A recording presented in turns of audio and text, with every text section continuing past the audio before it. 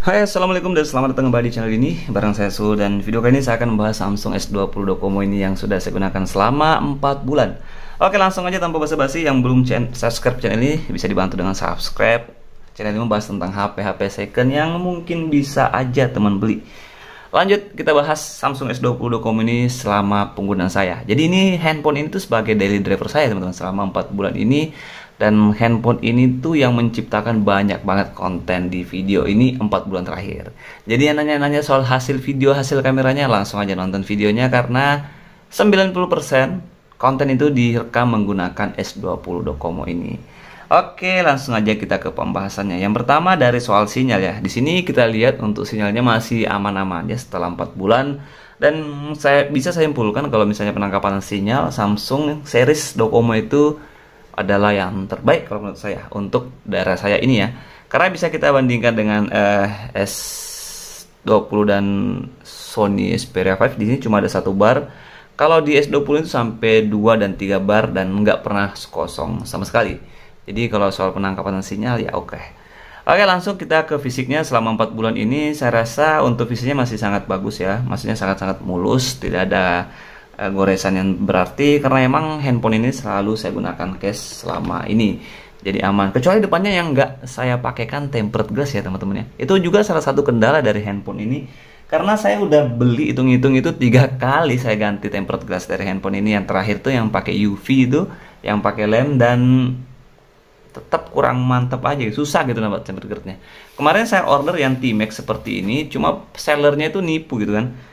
Yang dikirim malah Samsung Note 9, akhirnya nggak bisa dipakai. Setelah saya klaim juga, pihak Shopee itu selalu memenangkan sellernya. Kayaknya Shopee kalau ada yang nonton video ini ya cepet ini diselesaikan, kalau nggak saya sebarin ini ya. Awas Shopee ya. Oke, lanjut kita ke handphone ini. Oke, jadi kalau soal build quality ini memang terasa premium, cuma nggak terasa solid ya. Terasa cukup ringkih lah untuk sebuah HP mantan flagship dari Samsung. Bahkan kalau dibandingkan dengan S10 kemarin, saya rasa S10 kemarin masih lebih baik dari build quality-nya dan feel premiumnya. Aduh, saya rada nyesel ya jual S10 kemarin itu. Oke, nah buat teman-teman yang nggak dapat S20 mungkin bisa dipikirin tuh S10 tuh. Itu cakep ya handphonenya, itu asli banget. Oke, lanjut kita pembahasan lagi dari handphone ini selama saya gunakan, yaitu penggunaan baterainya itu masih sangat mulus banget, masih sangat bagus, karena emang handphone ini tuh dibekali baterai yang nggak tinggi-tinggi banget untuk sekarang, yaitu 4000 mAh. Tapi ini tuh AMOLED ya, kita mengaktifkan mode malam agak sedikit membantu lah untuk umur baterainya.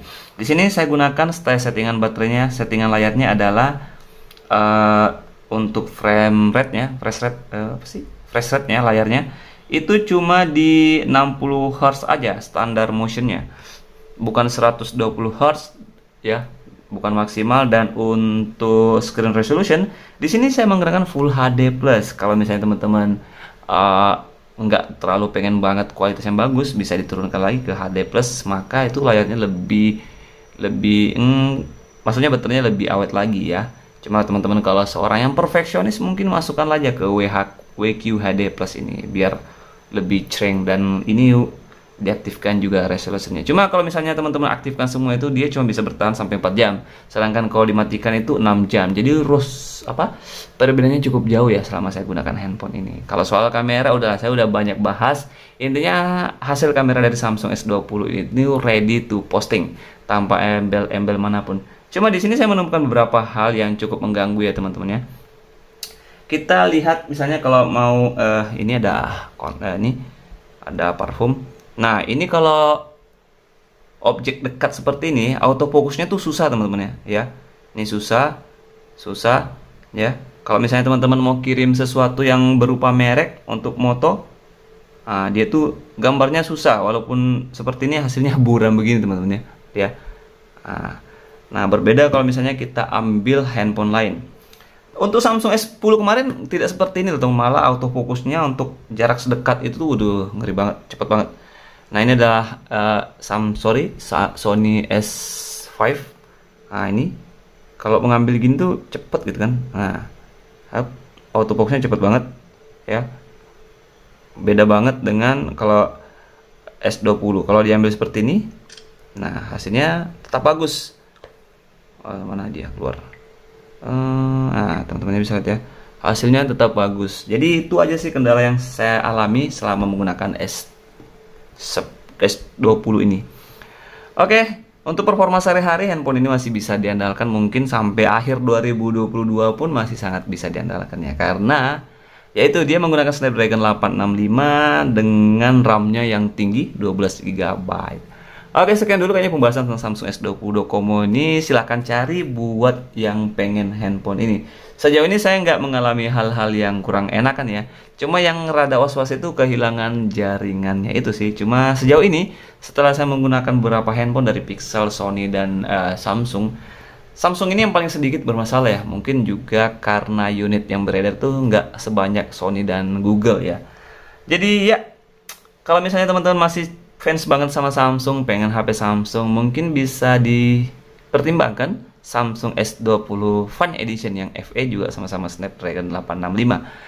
Dan ya, itu aja kayaknya pembahasan video ini. Semoga bisa memberikan sedikit informasi yang bermanfaat buat teman-teman untuk menentukan handphonenya. Jadi kesimpulan, saya tetap nggak rekomendasikan HP ini sebagai HP utama kalian.